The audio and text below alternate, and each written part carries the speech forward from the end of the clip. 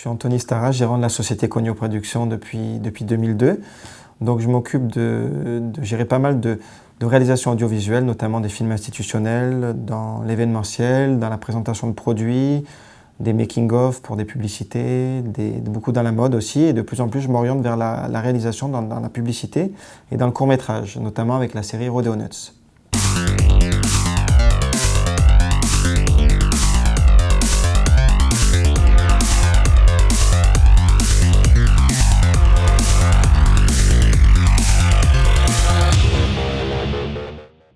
J'ai démarré mon activité en 2002 et à l'époque c'était du DV. Après très rapidement on est passé au HD avec caméscope de points en HDV et c'était assez facile d'utilisation avec une belle image, très assistée. Caméscope avec beaucoup d'assistance à la mise au point, l'exposition, un petit peu tout, donc très facile d'utilisation. Et puis très rapidement j'ai entendu parler du 5D. Donc j'ai trouvé ça... J'étais un peu sceptique au départ parce que filmer avec un appareil photo, enfin moi qui suis issu du milieu professionnel, je ne trouvais pas ça très pro par rapport aux clients, par rapport à pas mal de choses. Et puis très rapidement j'ai essayé parce que je me suis dit autant essayer et puis j'ai trouvé ça génial, la profondeur de champ, la colorimétrie, le rendu, je trouvais ça tout de suite super. Donc oui, j'ai changé et je suis tout de suite passé au DSLR Canon, j'ai trouvé ça fantastique.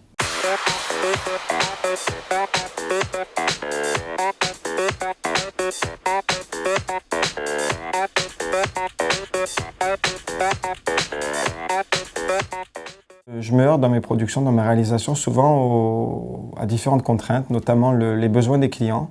Donc le client, souvent difficile ou souvent un peu frileux pour prendre des risques, donc on doit essayer de l'orienter pour des idées originales, souvent s'adapter au budget. Donc il y a pas mal de contraintes liées à mon travail et la plus grande difficulté, c'est l'adaptation.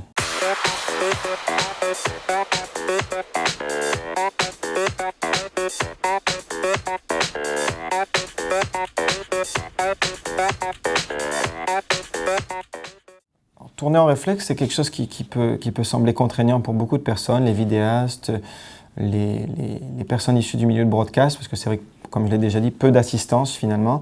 Mais moi, ça me permet d'être un petit peu plus perfectionniste avec mon image et de mettre beaucoup d'attention au cadre, au réglage. Et c'est vrai que moins de rush, mais finalement plus de rush qualitatif.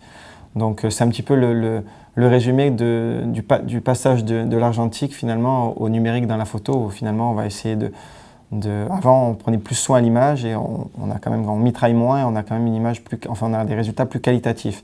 Alors après, Canon, après avoir pas mal utilisé les 5D, ont sorti une gamme Cinema EOS, ils sont rentrés dans le milieu du cinéma, j'ai trouvé ça génial justement.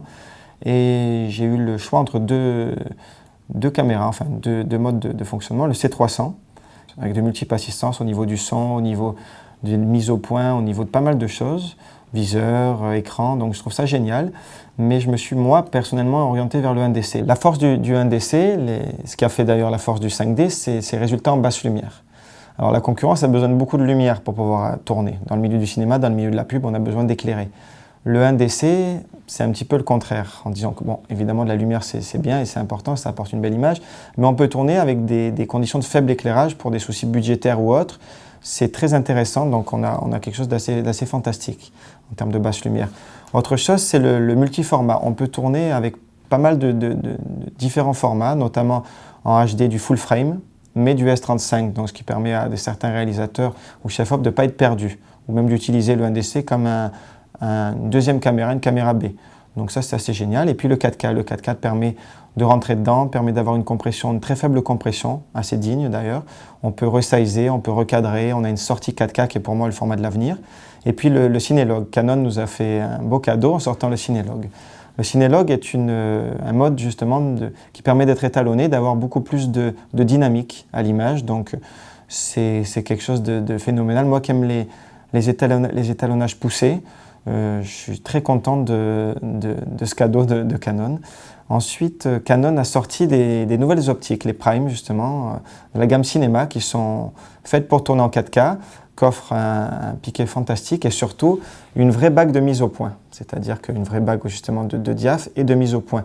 Avec une vraie course, non pas comme les optiques photo qui n'étaient pas destinées à ça, mais une vraie bague de mise au point destinée à être utilisée par par des assistants au point, avec des follow focus. Et toutes les optiques ont justement le même diamètre, un petit peu comme toutes les optiques de cinéma, de manière à être utilisées avec un follow focus ou avec des outils en tout cas professionnels destinés au monde du cinéma. Donc je trouve ça génial et Canon se positionne vraiment dans le monde du cinéma et c'est quelque chose de très bien même. J'en ai pas parlé, mais il y a un slow motion qui est en 1080p, cette fois-ci en 50 images, alors qu'avant sur certains DSLR Canon, on pouvait le trouver en 720p, notamment sur le 5D Mark III. Là, sur le 1DC, ils ont poussé la barre plus loin en mettant un slow motion en Full HD. Donc si j'avais un souhait, ça serait peut-être de le passer en 120 images, et puis peut-être ajouter le peaking qui existe déjà sur